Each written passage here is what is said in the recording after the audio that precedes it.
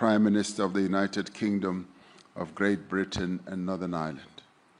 Well, President Ramaphosa, let me start by thanking you for hosting us here, the first G20 on African soil, which is a proud moment for South Africa, but one that, in my view, is long overdue. So let's make this summit count. It's striking, listening to the contributions, that across our different corners of the globe, we're all concerned to achieve the same thing for our citizens: good jobs, lower bills, higher growth, better living standards. And that is what my government is focused on. And we want to work with our partners around the table to make that happen. But there's no doubt the road ahead is tough. This is a moment of mounting competition and crises around the world. And that, I think, has been mentioned by pretty well every contribution so far.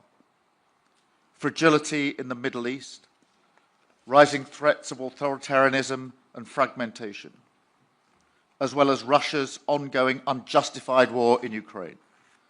The shockwaves of that invasion are still reverberating through global markets today.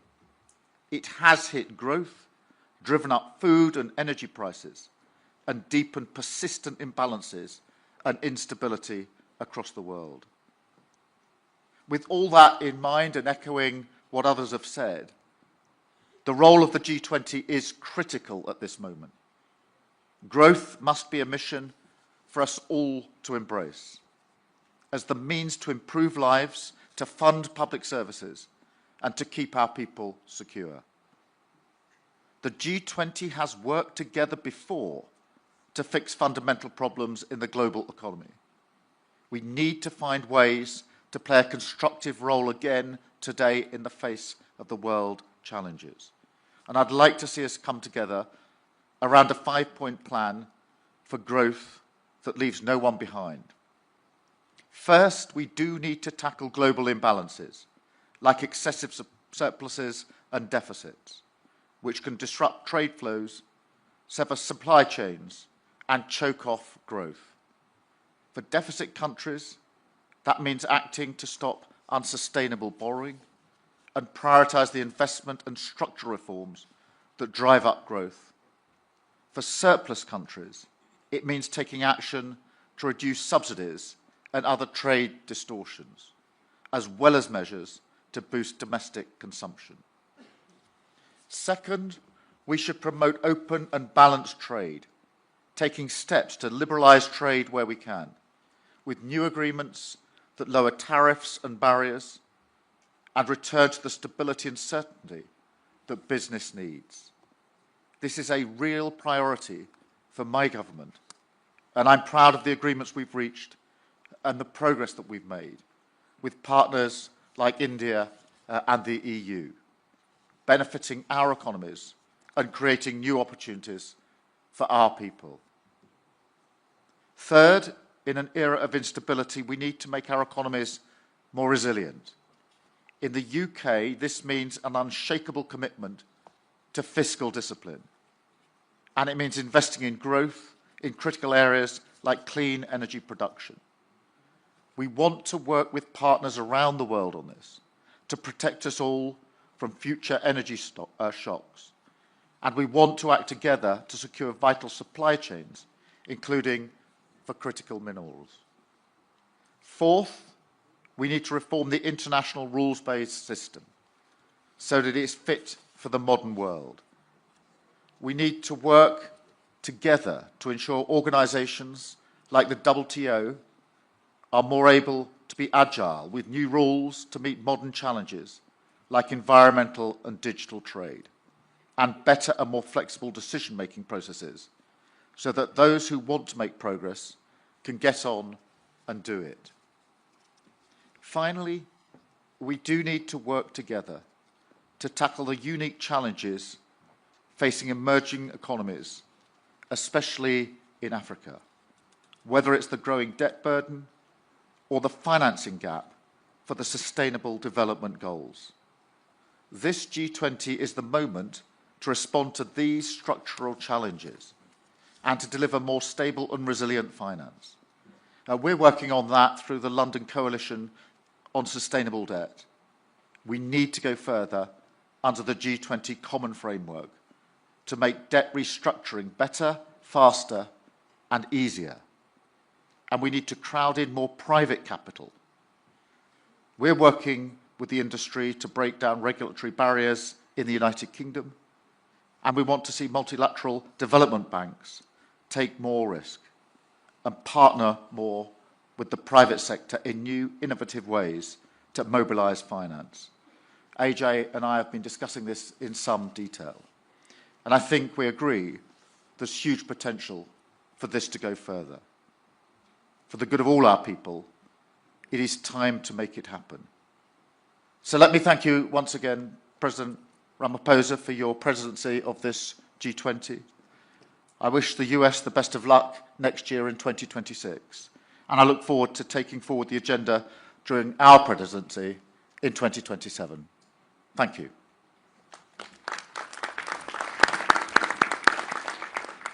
Thank you very much, Prime Minister Starmer. I now have the opportunity to call upon the Vice President of the Republic of Indonesia, His Excellency, Mr. Gibrian Rakabamung Raka, to take the floor. Your Excellency, President Ramaphosa, Excellencies, leaders of G20 countries, let me begin by conveying warm greetings from President Prabowo to President Ramaphosa. Also deep appreciation to the government of South Africa for the warm hospitality and excellent arrangement. We commend South Africa's leadership in steering the G20 through a challenging year. This is a historic G20 summit, the first being held on African soil. This milestone marks a profound shift where the Global South is no longer a bystander, but a co-driver of Global South. Excellencies, Indonesia believes that global growth must not only be strong, but also fair and inclusive to uplift each and every nation. Indonesia welcomes the G20's focus on sustainable finance, yet ambition must go further to close gaps and to pursue adaptation, mitigation, and transition that is just and fair. The world needs financing that is more accessible, predictable, and equal, especially for developing nations, through debt relief, innovative financing, blended finance, and green transition mechanism. Indonesia allocates more than half of our national climate budget, around $2.5 billion annually, to support green MSMEs, agricultural insurance, and climate-resilient infrastructure. Indonesia also promotes financial inclusion. Our national CRIS digital payment system demonstrates how a simple and a low-cost digital solution can push participation in the economy and minimize inequality. Emerging technologies such as crypto asset, digital tokens, including Bitcoin, may create both opportunities and risks. Therefore, Indonesia proposes that the G20 initiate dialogue on intelligence economy. Indonesia believes that every country is entitled to chart its own development path because there is no single model that fits all. There is no such thing called the best method. Cooperation must empower, not dictate. Cooperation must uplift, not create dependency. Thank you.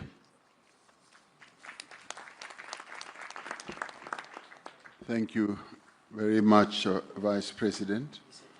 I now would like to call upon the Honorable Minister of Foreign Affairs and International Trade and Worship of Argentina, Ms. Pablo Quirno Magray.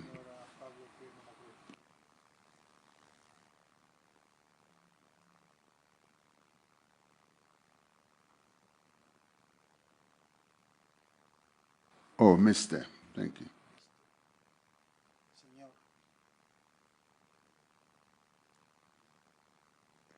Is it switching on? No? Looks like somebody wants to silence you. There we go. Sorry. Thank you, Chair. I would like to express our gratitude to the Government of South Africa and President Ramaphosa for the generous hospitality extended to us by your country during this year. Your presidency has invited us to reflect through the lenses of solidarity, equality, and sustainability. Allow me to outline our perspective on these pillars. We believe that the principles of solidarity, equality, and sustainability can only be achieved within an international system grounded in freedom, clear rules, and responsible economic governance. Economic growth remains the foundation for job creation, investment, and resilience in our economies. Such growth depends on policies that promote stability, innovation, and private sector development within a predictable framework grounded in the rule of law and a market-based economy, as highlighted in the G20's foundational declarations. Argentina has learned firsthand that long-term growth is only possible when supported by sound public finances. Fiscal imbalances contribute to inflationary pressures, limit investment, and erode economic confidence. Addressing these imbalances through responsible fiscal management and expenditure control is critical. In this context, solidarity can only be effective when growth rests on a stable macroeconomic environment, a legal order that protects private property, and clear rules that expand opportunities for private sector development and all individuals in our society. Associated with this is equality of opportunity, which is both achievable and desirable when grounded in the principle of equality under the law. Achieving this requires structural reforms that foster solid institutional and regulatory frameworks, laying the groundwork for markets to function efficiently, attract investments, encourage job creation, and boost productivity. Equally important is creating opportunities through education, which serves as a powerful equalizing tool and equips individuals with the skills needed to fully benefit from these economic reforms. Technology is a strong ally in this effort. We must maximize the opportunities it provides while mitigating its risks. This includes fostering digital transformation and ensuring that job creation aligns with the needs of the future economy based on the upskilling and reskilling of labor. It is therefore necessary to design policies that facilitate investment by establishing conditions for the development of a market policy, vocational training, and education for work that facilitates growth, the creation of wealth, and quality jobs, accompanied by labor flexibility policies. Development policies must be directed toward creating an environment that encourages private investment by reducing risks and taxes, protecting individual property rights, ensuring predictability, and enabling all people to pursue the success of their ventures based on merit, effort, vision, and innovation. When the foundations of growth are respected, solidarity and equality of opportunity become achievable and sustainable over time. Distinguished Chair, esteemed leaders, finally, I wish to draw to your attention to the draft document circulated yesterday. As we all recognize, this G20 represents an important opportunity to demonstrate our collective commitment to the development of the African continent and its people. Argentina has sought to contribute meaningfully and constructively to the consensus-building process. We have shared the red lines we identified in this context, aiming to support the G20's broader goals. Those red lines remain until this time. We all know that the G20 is a premier global forum for coordinating economic actions. Its core principle is consensus, which reflects a reality that all of us must work together to accomplish our shared objectives, ensuring financial stability, fostering economic growth, and strengthening collective development. For Argentina, it is crucial to preserve the integrity of this process by acknowledging when consensus has not been achieved, rather than proceeding with a document that does not accurately reflect our collective will. Moreover, we're deeply concerned with how certain geopolitical issues are framed in the document. Specifically, it addresses the long-standing Middle East conflict in a manner that fails to capture its full complexity. By focusing on a single dimension of a specific territory, it overlooks the broader regional context, the international recognition of different entities, and the structural causes of the dispute. In this regard, I wish to recall the recent adoption of UN Security Council Resolution 2803 on November 17th, which emphasizes the international community's support for a just and lasting peace in the Middle East, while calling for a comprehensive, fair process to address all aspects of the conflict. In closing, Argentina, although cannot endorse the declaration based on the aforementioned discrepancies, remains fully committed to the spirit of cooperation that has defined the G20 since its inception. We're convinced that only through genuine dialogue, respect for consensus, and adherence to the principles of the United Nations Charter and international law can this forum continue to keep working constructively with all members and partners, with a shared aim on strengthening global stability, promoting sustained growth, and advancing development in a manner that is inclusive, balanced, and respectful of our diversity. Thank you, Chair.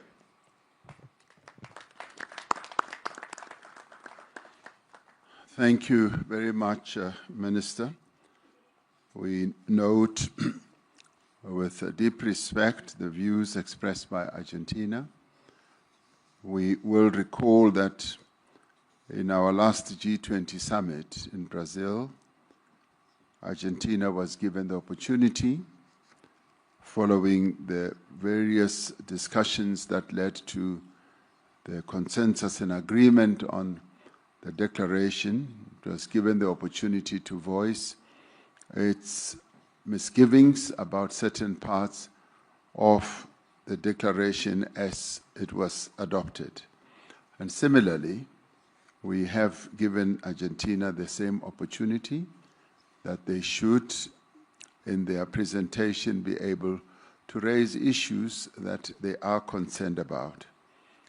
We should take courage in knowing that that does not, in the end, mean that the declaration is nullified or rejected. It is a declaration that has been adopted by all of us here present. And so we want to thank Argentina for expressing the views that they have expressed, and many of the views are really views that are common or commonly held by many in terms of the adherence to rule of law and supporting the resolutions of the United Nations. So we thank you, Minister, for putting Argentina's position forward, and we will, with great respect, move ahead with a declared, with the accepted declaration as the G20. Thank you very much. We then move on and ask His Excellency Mr. Edgar Amador Zamora, Minister of Finance and Public Credit of the United Mexican States. Please go ahead, Minister. Thank you, Your Excellency. Distinguished leaders of the G20 and invited countries, heads of international organizations. On behalf of the President of Mexico, Claudia Sheinbaum, I wish to extend our sincere congratulations to President Cyril Ramaphosa and to the South Africa team for an outstanding leadership of the G20 this year, and for convening the historic Leaders Summit, the first ever held in African soil.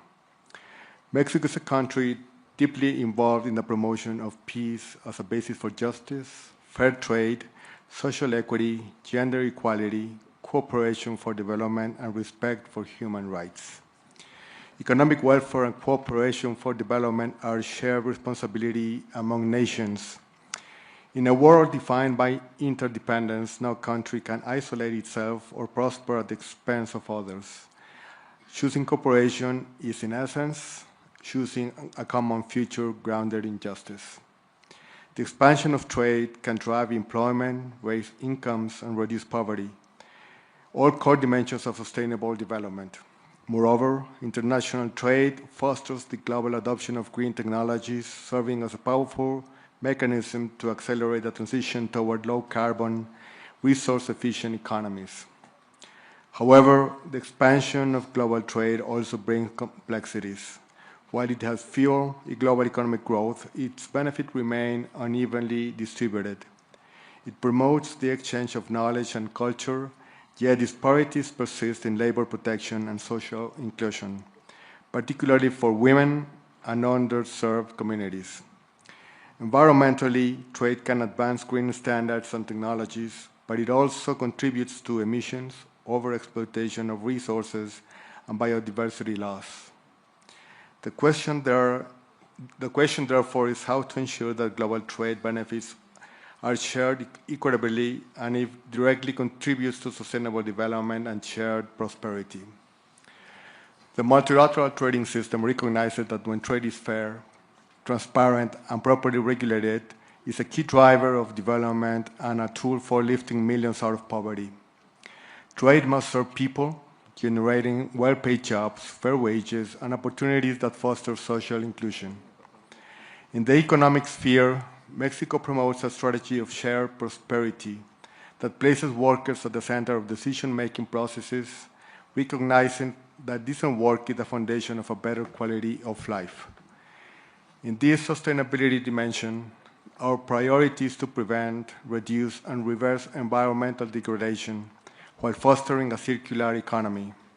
Our national energy policy advances renewable sources and accelerates the transition toward cleaner production and consumption patterns, while ensuring equitable access to water as a fundamental human right.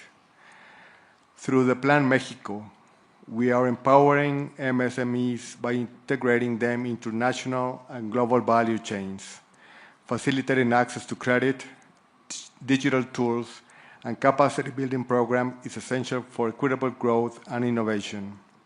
At the same time, we are investing in human capital, aligning education and training systems with the skills needed for the green and digital transitions.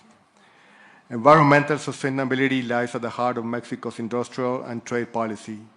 We promote investment that meets standards on water reuse, clean energy, and solid waste management, with encouraging community-centered business practices. Environmental responsibility and resource efficiency are not obstacles to competitiveness. They are its foundation. Moreover, ensuring debt sustainability, particularly in less developed countries and vulnerable economies in Africa and Latin America, will strengthen those nations and create a more resilient and sustainable international financial system, where the benefits of trade and cooperation can reach all populations. Mexico has supported instruments for debt treatment such as the Common Framework and the G20 Ministerial Declaration of Debt Sustainability. We have also developed a sustainable debt management strategy by using debt instruments under favorable conditions, including local currency and fixed interest rate bonds. Through sound public budget management, Mexico has increased investment in social protection and education above 6% and 4% in real annual terms, respectively. Thus, we advocate for international debt frameworks that enables this development-oriented approach, preserving fiscal space for health, education, and sustainable infrastructure. The G20 must lead by example in implementing the Sevilla commitment, strengthening the Common Framework, and expanding it to include middle-income and climate-vulnerable countries is both a moral and economic necessity. The G20, the United Nations, and international financial institutions must act in coherence. Mexico calls for an advancement of its synergies between the Sevilla Action Platform, the Pact for the Future, and G20 Financial Track. Finally, Mexico believes that the strength of the G20 lies not only in its economic power, but in its collective moral responsibility. Let us lead with courage and conviction to make trade fair, debt sustainable, and development truly inclusive. Thank you very much for your attention. Thank you. Thank you indeed, Minister. I now have the privilege to call on the Minister of Foreign Affairs of the Kingdom of Saudi Arabia, Prince Faisal bin Farhan Al Saud, to take the floor. بسم الله الرحمن الرحيم. فخامة الرئيس سيريل رامافوزا، الحضور الكرام، يسعدني أن أشارك في قمة هذا العام في مدينة جوهانسبرغ تحت شعار التضامن والمساواة والاستدامة. ويسرني أن أستهل كلمتي بنقل تحيات خادم الحرمين الشريفين وسمو العهد حفظهم الله وتمنياتهما الصادقة بنجاح مساعي رئاسة جنوب أفريقيا التي تستضيف أعمال مجموعة العشرين ولأول مرة في القارة الأفريقية، ومساعي الدول الأعضاء بتعزيز التعاون الاقتصادي وتحقيق التنمية المستدامة على الصعيد العالمي. الحضور الكرام، تؤكد المملكة العربية السعودية دعمها الكامل للجهود الرامية إلى إصلاح منظمة التجارة العالمية وتعزيز نظام تجاري متعدد الأطراف عادل وشفاف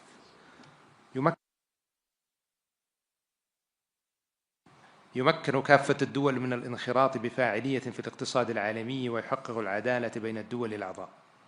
وترى المملكة أن التجارة الدولية ليست مجرد أداة للنمو الاقتصادي، بل هي ركيزة أساسية لتحقيق التنمية الشاملة ووسيلة لتعزيز الاستقرار الاقتصادي العالمي وضمان استفادة الجميع من منافع النظام التجاري الدولي بشكل متوازن. وفي هذا السياق وانسجاما مع مستهدفات رؤية السعودية 2030 تستمر المملكة بتطوير الأطر التنفيذية التي تشجع الاستثمار المسؤول في مختلف القطاعات بما في ذلك السياحة والتكنولوجيا والبنية التحتية المستدامة وتعزيز التصنيع المستدام من خلال تسخير الموارد المحلية وتعزيز فعاليتها وجذب الاستثمارات النوعية المتوافقة مع الأهداف التنمية المستدامة. كما تؤكد المملكة على أهمية موائمة جهود مجموعة العشرين مع أهداف التنمية المستدامة للعام 2030 لضمان تحقيق نمو اقتصادي شامل ومتوازن يعزز رفاه الشعوب ويحافظ على الموارد للأجيال القادمة. وترى المملكة أن التحديات العالمية بما في ذلك أعباء الديون على بعض الدول وأمن الغذاء والطاقة والتغيير المناخي والتحول الرقمي تتطلب تنسيقا مستمر واتباع نهج متكامل يوازن بين التنمية الاقتصادية وحماية البيئة والاستقرار المالي. وفي هذا الإطار تشدد المملكة على ضرورة الحد من التدفقات المالية الغير مشروعة وتعزيز قدرة الدول على تسخير مواردها المحلية بكفاءة باعتبارها من العوامل الأساسية لتحقيق الاستقرار الاقتصادي وتمويل برامج التنمية المستدامة. كما تدعو إلى تعزيز التعاون الدولي لتبادل الخبرات وأفضل الممارسات في هذا المجال بما يسهم في بناء أنظمة مالية أكثر شفافية ومرونة. الحضور الكرام، لقد أثبتت السنوات الأخيرة أن التحديات التي تواجه عالمنا لا تعترف بالحدود وأن معالجتها تتطلب تضامنا دوليا صادقا وتعاونا متعدد الأطراف يقوم على المسؤولية المشتركة. فالعالم اليوم يواجه مستويات متزايدة من عدم المساواة واضطرابات اقتصادية عالمية تركت آثارها العميقة على حياة الملايين وأدت إلى التصاعد في حدة التوترات الإقليمية والدولية. هذه جميعها قضايا تهدد استقرار النظام الدولي برمته وتعرقل مسيرة التنمية المستدامة. وبالرغم من تلك التحديات وحالة عدم اليقين التي يشهدها الاقتصاد العالمي، فإن المملكة ماضية في العمل على بناء اقتصاد عالمي أكثر تكاملاً واستدامة من خلال شراكاتها الفاعلة على المستوى الدولي بما يضمن مستقبلاً مزدهراً وآمناً للأجيال القادمة. في الختام، تؤكد المملكة على أهمية دور دول مجموعة العشرين المشترك في قيادة الجهود الدولية لتعزيز التنسيق بين السياسات الاقتصادية العالمية والنمو المتوازن وتمكين الاستثمارات المستدامة وتطوير سياسات صناعية واقتصادية تدعم الاستقرار والازدهار للجميع وتساهم في حماية الدول الأكثر هشاشة من تداعيات الأزمات المالية والاقتصادية. والسلام عليكم ورحمة الله وبركاته.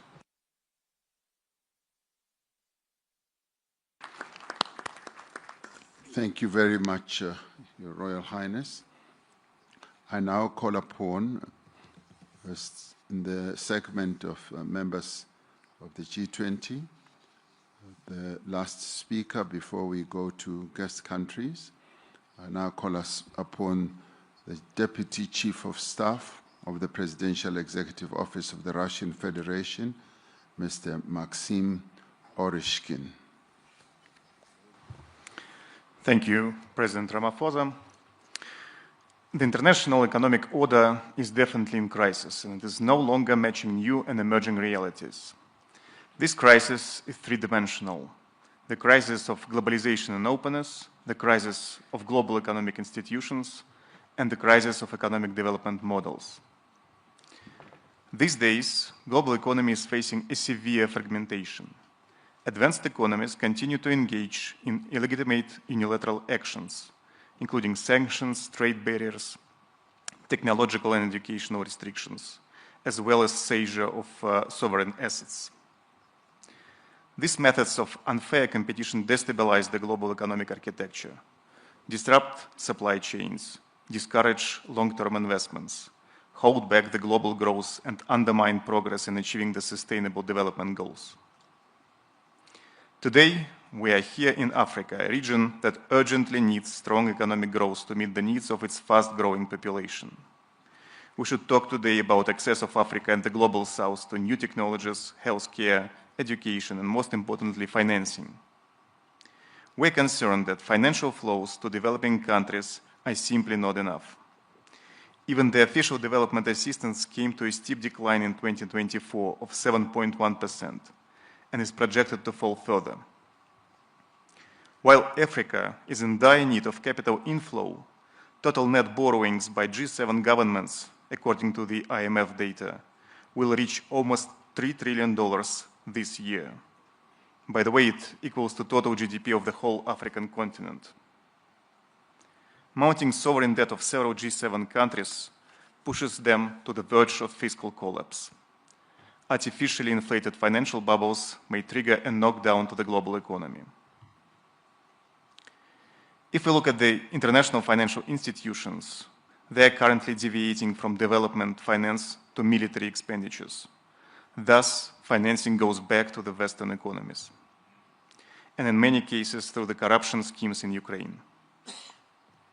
The World Bank, for example, has provided Ukraine with more aid in 3 years than to all African countries combined. Moreover, African economies face biased rejections and complicated procedures of funding from the World Bank and the IMF.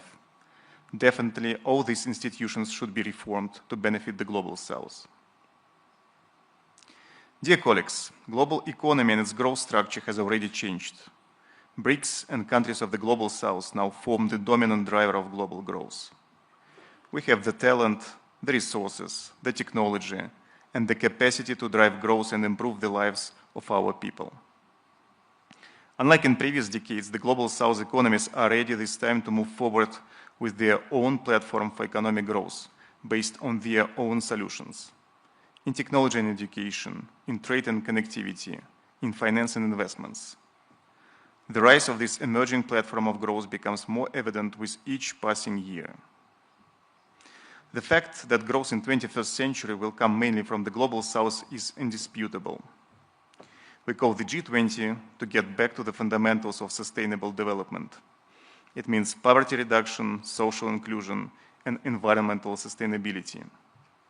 This should be based on sound economic development, which includes fighting protectionist and illegitimate unilateral measures, including sanctions, tariffs, technological and educational restrictions. To fulfill this mandate, the G20 should stay a multilateral platform for coordinated action acting in solidarity, equality, and sustainability. Russia is ready to play an important role in this process. Thank you. Thank you. Thank you very much.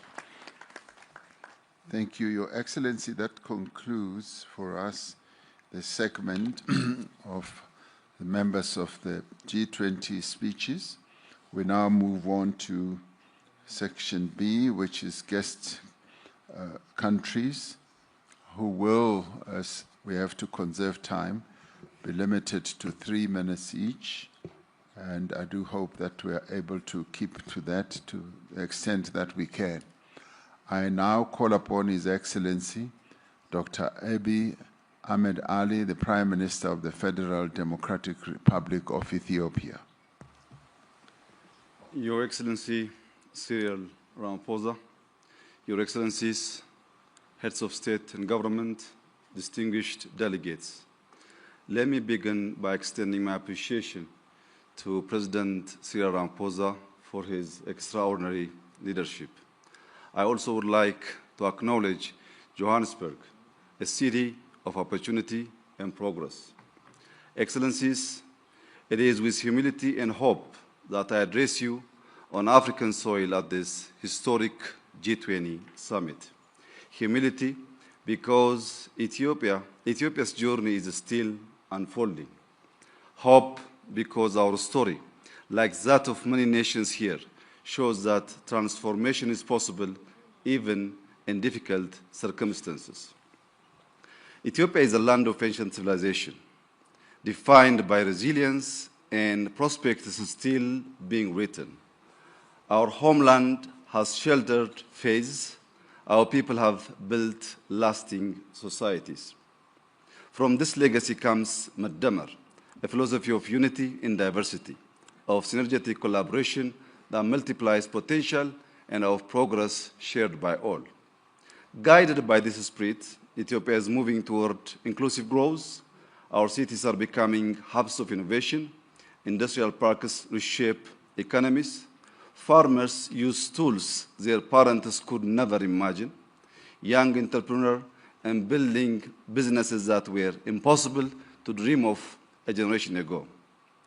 For too long, countries like ours have been labeled fragile or poor.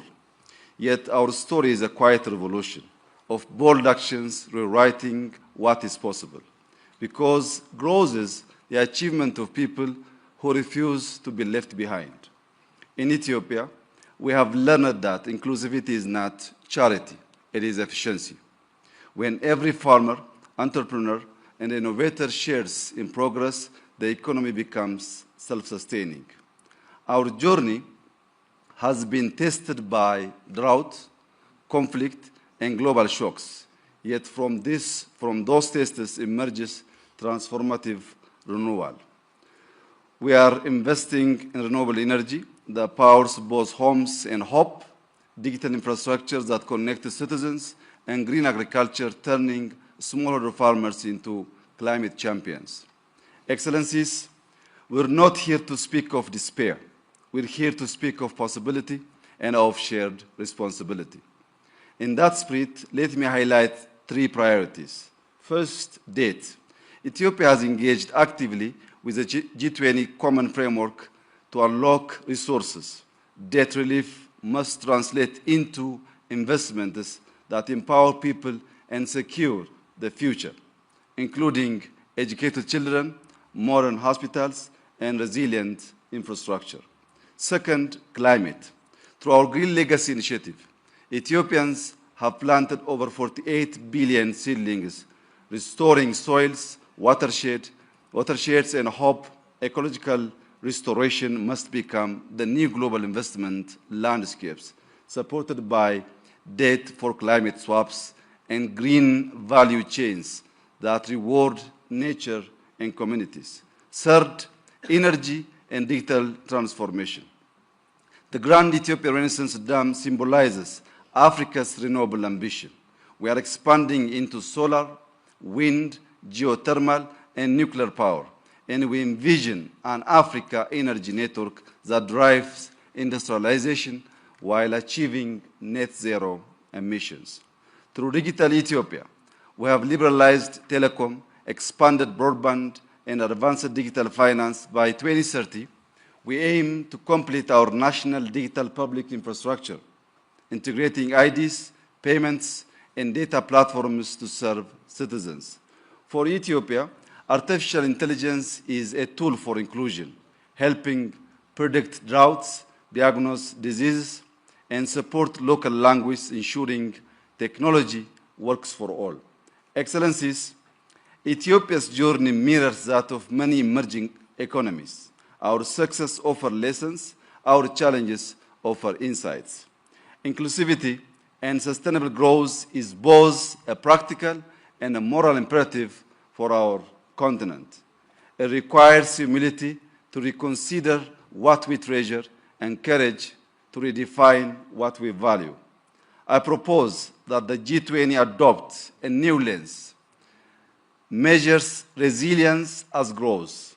Let us count not only GDP, but the capacity of societies to withstand and adapt, because That ultimately is what sustains development. Ethiopia stands ready, rooted in Madamar, to contribute to this shared global journey. I thank you.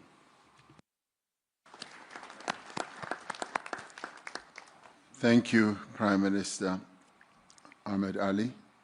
I now have the privilege to call upon His Excellency Mr. Teodoro Obiang Nguema Basogo, the President of the Republic of Equatorial Guinea and the President of the Economic Community of Central African States, to address us.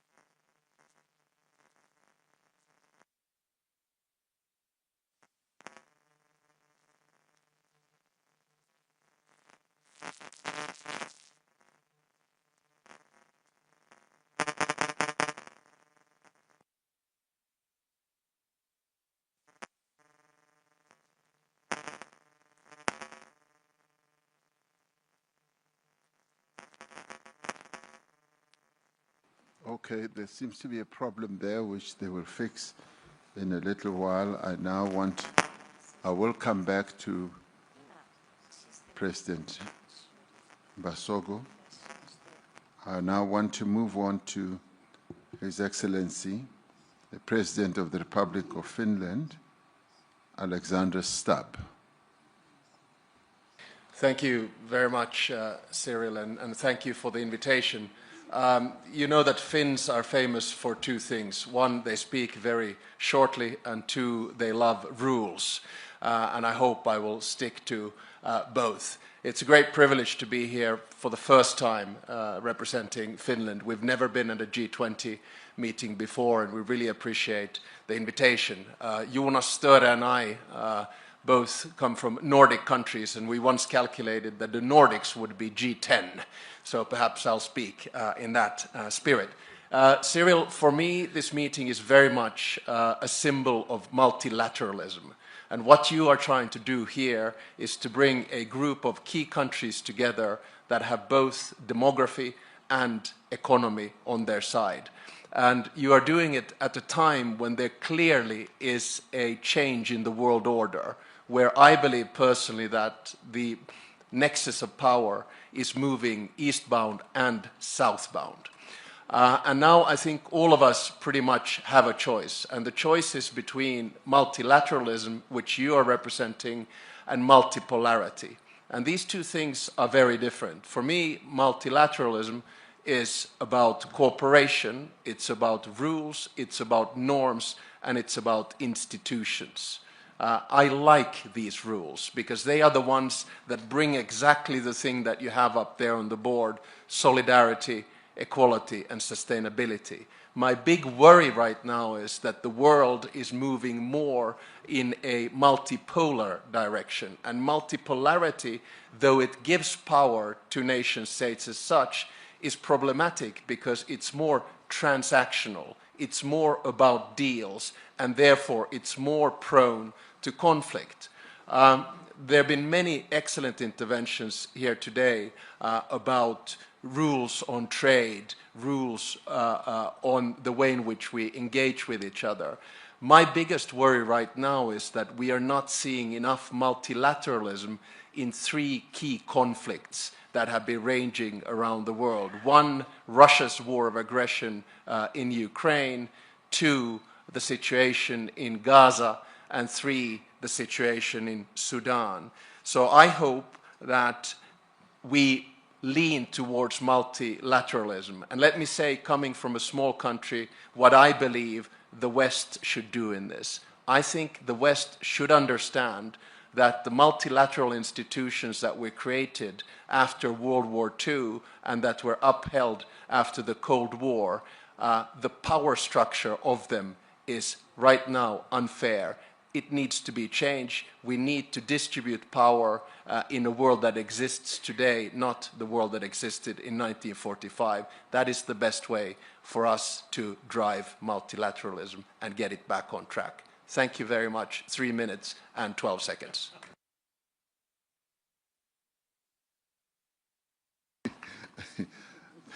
Thank you very much, President Stubb.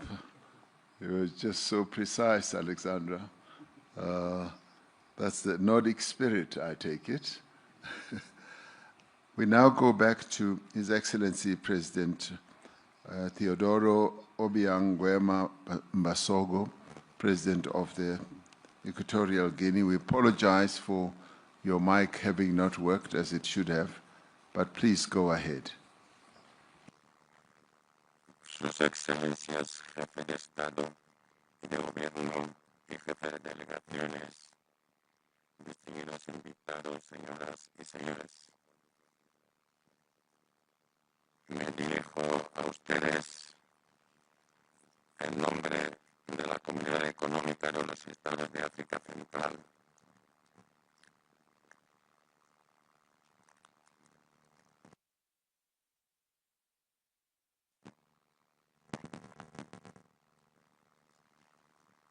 There is still a problem for President Basogo.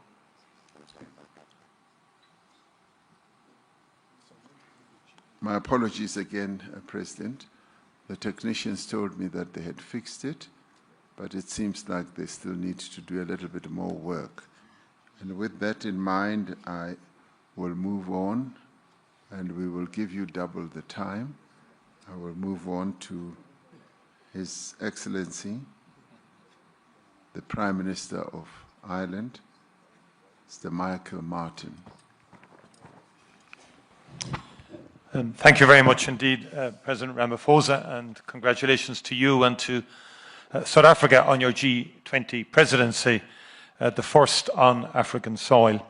And your drive and commitment to using this important forum to tackle very important issues is deeply appreciated, and Ireland has been very honoured and privileged to have been in the position to work with you across all work streams over the past 12 months.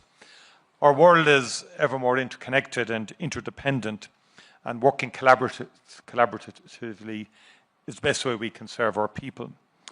Our long-standing commitment to international law, multilateralism, and active engagement in international fora motivates us to advocate for an inclusive international system that leaves no one behind.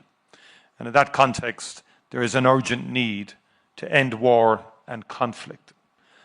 War and conflict damages and undermines economy and economic growth. And in that context, there must be renewed efforts to end the illegal invasion of Ukraine by Russia and the war that has ensued, and also the horrors of Gaza and the appalling situation in Sudan. We must work very hard to end these wars in addition to the many other conflicts. Ireland advocates for economic growth to be inclusive, to be resilient, and to be environmentally sustainable. And our focus has always been on investment in human capital in terms of education and training as the key underpinning of economic growth into the future. Economic growth has to contribute to equality, to poverty reduction, and must align with international commitments on climate change and environmental protection. Ireland welcomes the G20 efforts that support inclusive growth on the African continent and beyond, seeing this as an endorsement of the Agenda 2030 commitment to reach the furthest behind first. Women's economic empowerment is crucially important as a direct pathway towards gender equality, poverty eradication, and inclusive economic growth. Ireland values policy interventions that support investment in local and regional value chains, which support quality jobs creation, raise living standards, and enhance resilience. Digital inclusion is a key enabler of a growing economy, and we're supportive of work to develop a fair and inclusive digital economy with effective rules for digital trade. Trade and investment need to create opportunities for those considered the furthest behind, particularly women and marginalised groups. And Ireland, along with the European Union, is committed to an open and rules-based multilateral trading system with a modernised WTO at its core. The rules and the standards that the WTO provides are crucial for all of us who depend on global trade and allow all trading nations to benefit. The stability and the predictability provided by the rules-based multilateral trading system is key in supporting sustainable development. It does have to, however, be modernised and must also address the impact of the increasing use of trade-distorting industrial policies. Growing debt servicing costs, as has been said, translates into reduction in many countries' expenditure on the core areas of health and education and social protection, again impacting their ability to reach the furthest behind first. Ireland supports the outcome of the Financing for Development Conference, the Seville Commitment, and we are supportive of the institutions and initiatives that assist countries with debt issues. And these include the G20, which has developed and is overseeing the implementation of the Common Framework for Debt Treatments, the Global Sovereign Debt Roundtable, and the Paris Club. And we continue to call, where appropriate, for reform and improvements of these institutions and initiatives. These priorities have guided our active engagement in the G20 this year, and we support South Africa in this endeavour. Thank you very much indeed, President. Thank you. Thank you, Taoiseach. I now would like to go back to His Excellency, President Ngwema Basoko. He will have been given a roving mic so that he can make his input. The fixed microphone does not seem to be working as well as it should. Go ahead, Your Excellency. Sus Excelencias, Jefe de Estado y de Gobierno y Jefe de Delegaciones, distinguidos invitados, señoras y señores. Me dirijo a ustedes en nombre de la Comunidad Económica de los Estados de África Central. Permítanme expresar mi agradecimiento a la República de Sudáfrica por su liderazgo y por el tema elegido para su presidencia del G20, a saber, solidaridad, igualdad y sostenibilidad. Esta cumbre de Johannesburg tiene lugar en un momento en que la arquitectura de la economía mundial aumenta las desigualdades en lugar de reducirlas entre las naciones. Durante décadas, nuestros pueblos han soportado los costos de un sistema desproporcionalmente a unos pocos y castiga a los más vulnerables.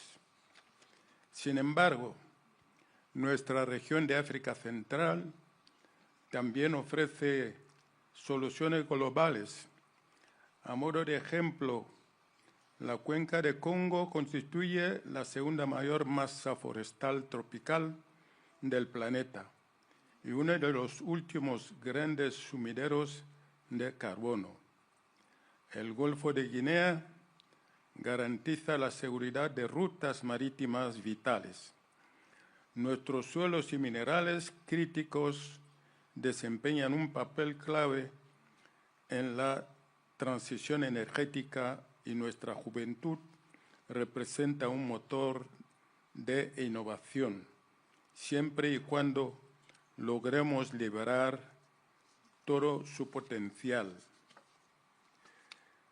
Nos reunimos hoy en el G20, un foro que pretende ser el espacio donde las economías más influyentes del planeta dialogan sobre el futuro global.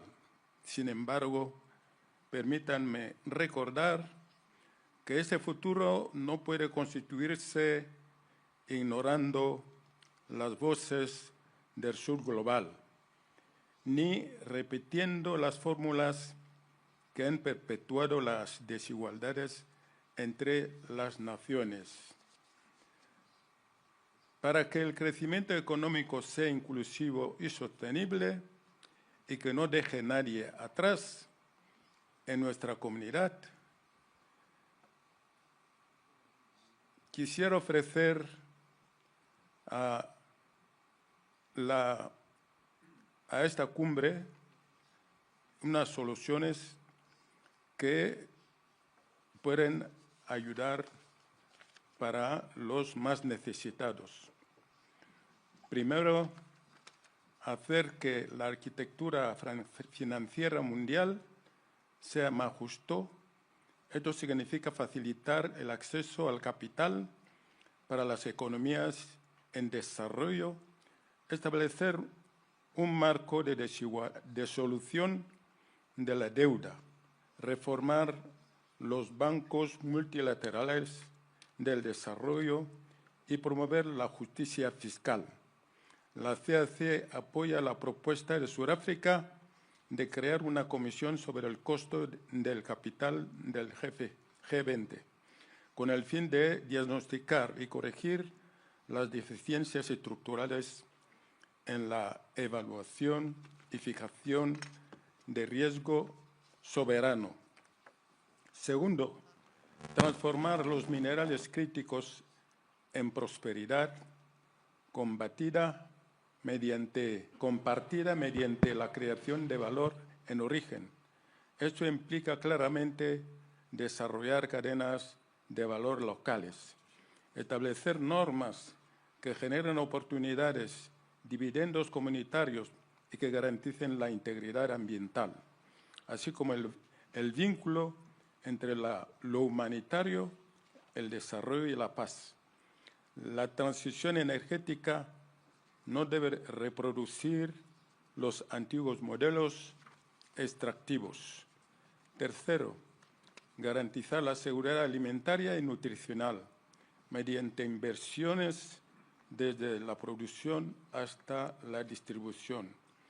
La CAC necesita socios para apoyar la agricultura climáticamente inteligente, el sistema de riesgo y la producción regional de fertilizantes para reducir la dependencia de las importaciones y la volatilidad de los precios, invertir en el almacenamiento de cadenas de frío y servicios de asesoría digital dirigidos a los pequeños productores, sobre todo las mujeres y los jóvenes. Asimismo, abogamos por la creación de una reserva alimentaria general y de un sistema de alerta temprana. Solicitamos el apoyo financiero del G20 para promover una seguridad alimentaria basada en la cadena de valor para ser autosuficientes. Cuarto, reconocer y recompensar los bienes públicos mundiales, en particular la cuenca del Congo, cuyas selvas absorben miles de millones de toneladas de carbono y protegen los regímenes de lluvias más allá de nuestra región. En efecto, proponemos la creación de una ventana de financiamiento específica basada en los resultados complementarios al Fondo de Pérdidas y Daños. Invitamos al G20 a contribuir en la creación de mecanismos automáticos de desembolso rápido para la reconstrucción post-desastre. Quinto y último, poner al ser humano en el centro de la transición digital y de la inteligencia artificial. Esto debería impulsarnos a la inversión en infraestructuras digitales, públicas y en la innovación inclusiva.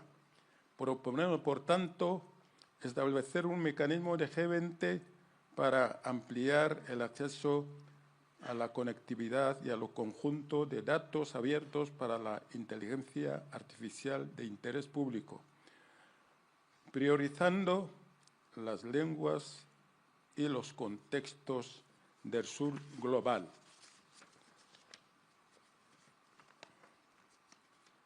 Sobre todo, estos 5 imperativos se encuentran en una agenda transversal para medir y combatir la desigualdad entre la base de hechos y no de mitos. La CAC respalda la creación de un panel internacional sobre las desigualdades, a fin de seguir las tendencias, evaluar las causas y medir el impacto de las políticas. El mundo reclama una gobernanza más justa y es nuestra responsabilidad ofrecer una respuesta que conduzca a un futuro más próspero para todos los pueblos del planeta. Muchas gracias.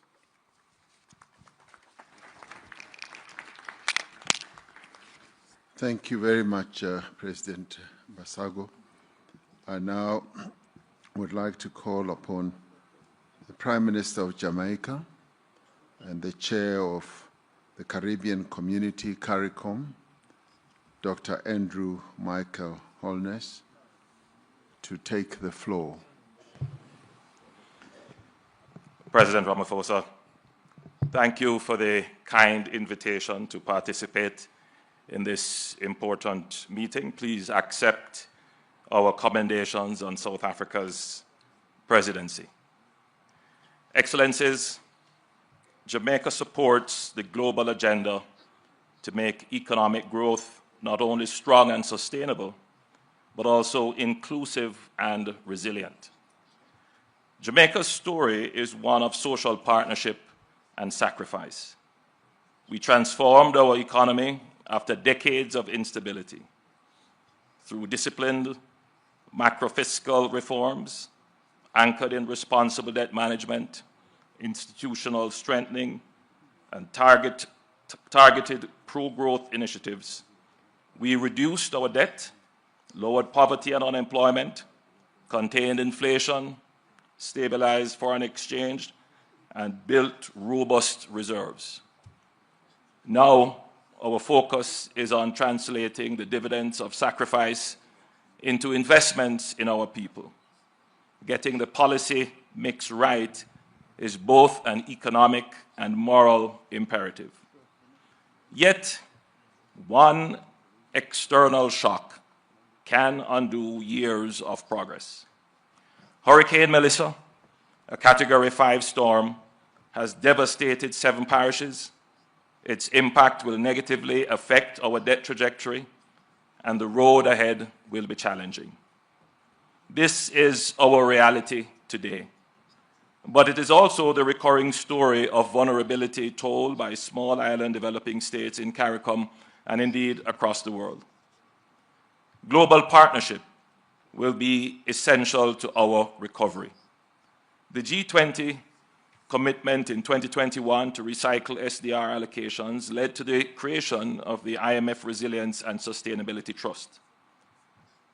This facility provides developing countries with relatively low-cost financing and longer maturities. We urge the G20 to preserve and strengthen this mechanism. We also call for innovative, flexible financing solutions, such as thematic bonds for climate adaptation and blended finance structures to support resilient infrastructure designed to meet the unique needs of climate-vulnerable economies. Jamaica further calls on the G20 to advance a rules-based, equitable, global trading framework that enhances predictability, flexibility, and resilience for small economies. This should include expanding access to targeted financing and risk insurance instruments tailored to the needs of SIDS, supporting technological upgrading and productive capacity enhancement, integrating multidimensional vulnerability indices into eligibility and financing terms across IFIs and climate funds, so countries can invest in resilience without compromising fiscal stability. Establishing a loss and damage financing window with clear rules-based triggers for timely and predictable support. Advancing a global skills and trade compact for SIDS to strengthen human capital, competitiveness, and inclusive growth. Excellencies, through these actions, the G20 can ensure that global trade and financial systems become more than engines of growth. They can become forces for shared prosperity, resilience, and sustainability, leaving no nation behind.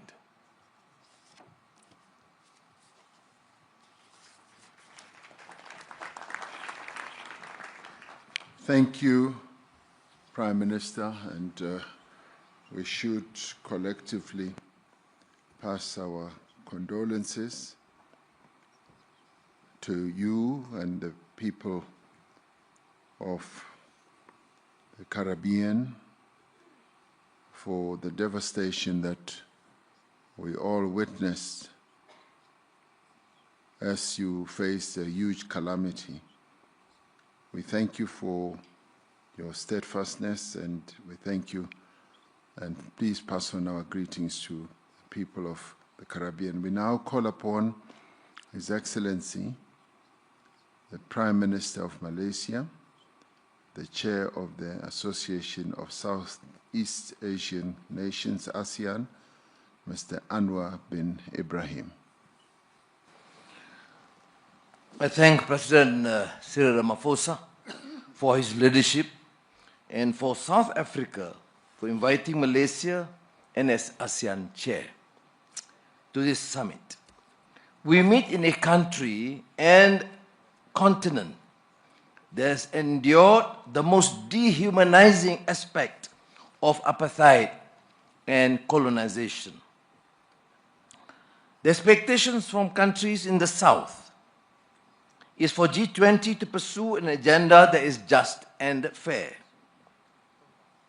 to be unequivocal on our resolve to end the atrocities and colonization in Gaza and the civil strife in the Sudan, and achieve an amicable resolution to the war in Ukraine.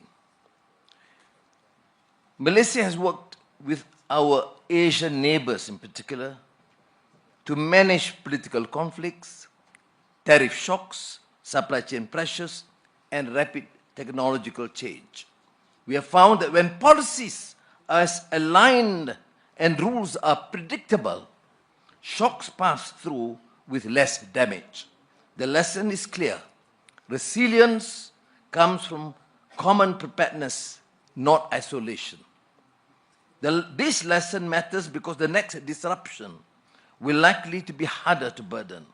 Artificial intelligence will recognize labor markets at a pace our institutions will struggle to match. Without early investment in transitions, workers, especially the young and women, will face these shifts alone. We have seen the consequences before when societies were unprepared for globalization. Poor governance, grinding poverty, endemic corruption, resulting in stagnant wages, eroding trust, and the rise of politics that feed on grievance. With AI, destabilization becomes a real risk if countries enter this transition unprepared. This will be one of the defining challenges of our times. Now, countries, of course, must equip their people, especially the young, for the speed of technological change. Opportunities for trading and credible safety nets are essential. Small and medium-sized firms, which carry much of the employment burden, will need support. Global resilience cannot be built on fiscal exhaustion. Many developing economies now spend more on servicing debt than on education and investment. Countries need the capacity to invest ahead of disruption, not after. Multilateral development banks must be ready to deploy more quickly and work closely with countries to support the investments and build resilience. We are ready to work with all partners to meet this common challenge and to help sustain an open, predictable global economy that gives our people a fair chance to thrive. Thank you again.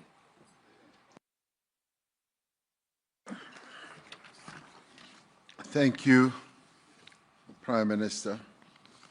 It now gives me pleasure to ask His Excellency Dr. Pedro Sanchez Perez Castijon, the President of the Government of Spain, to take the floor.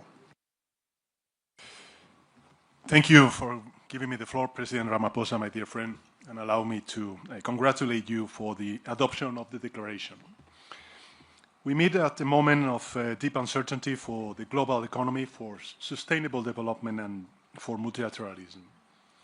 Earlier this week, a Spanish think tank reported that more than 22 million people could die all over the world by 2030 due to cuts in official development assistance. Those figures are truly horrifying and only one example of the tragic, real-world consequences of the trends we are witnessing. Yet, as we have also seen this year, when we choose cooperation over fragmentation, progress is possible. The fourth International Conference on Financing for Development held in Spain was a powerful reminder of that. Their countries endorsed the Compromiso de Sevilla and launched the Seville Platform for Action with more than 100 concrete initiatives to implement our joint commitments. Not just words and wishes, but tangible actions that will make a real difference on the ground.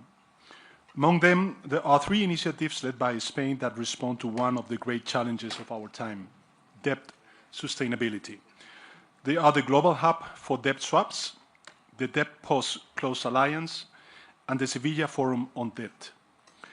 These are 3 very pragmatic tools born out of real-world constraints that can really help rebuild trust in international cooperation and solve the burden of debt in developing countries. But financing alone is not enough. Trade disruptions, fragmentation of supply chains, and rising protectionism are eroding the foundation of global growth, and they need to be urgently tackled. Let me be clear, tariffs are not a weapon, they are a barrier. Yes, industrial overcapacity and unfair competitions are real challenges, both for advanced and developing countries, but responding to them with tariffs leads only to collective defeat. This is why it is more urgent than ever to strengthen the multilateral trading system, restore the central role of the World Trade Organization, and update it for the world we live in. Inequality must also be at the center of our agenda. The Stiglitz report, commissioned under South Africa's G20 presidency, has delivered a stark warning. We face an inequality emergency just as severe and systemic as the climate emergency. Extreme concentration of wealth undermines growth, corrodes democratic institutions, and fuels polarization. Addressing this requires fair international taxation. The progress the G20 has achieved on global tax reform cannot be allowed to unravel. We need tax rules fit for the 21st century. Colleagues, allow me to finish with a reminder. Inclusive and sustainable development is impossible without peace. We must stand by the principles of the UN Charter, everyone, everywhere, at all times, be it in Ukraine or in Palestine. This means defending sovereignty, independence, and territorial integrity, and ensuring strict compliance with international humanitarian law. Without peace, without respect for multilateral rules, our efforts on trade, development, and inequality won't succeed. Spain remains committed to working with all of you to ensure that the G20 strengthens cooperation, protects the most vulnerable, and leaves no one behind. And I thank you.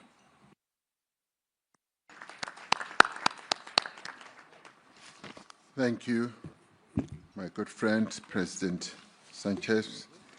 I now call upon Her Excellency Dr. Nedumbu Nandi-Ndaitwah, the President of the Republic of Namibia. Thank you, Your Excellencies. Namibia thank and congratulate Your Excellency President Ramaphosa, the government and the people of South Africa for bringing G20 to Africa, placing Africa's concern in the agenda of the summit, and for the kind invitation extended to my country. Guided by the African Union Agenda 2063 and the UN Agenda 2030 for Sustainable Development, the importance of addressing development priority from the African perspective cannot be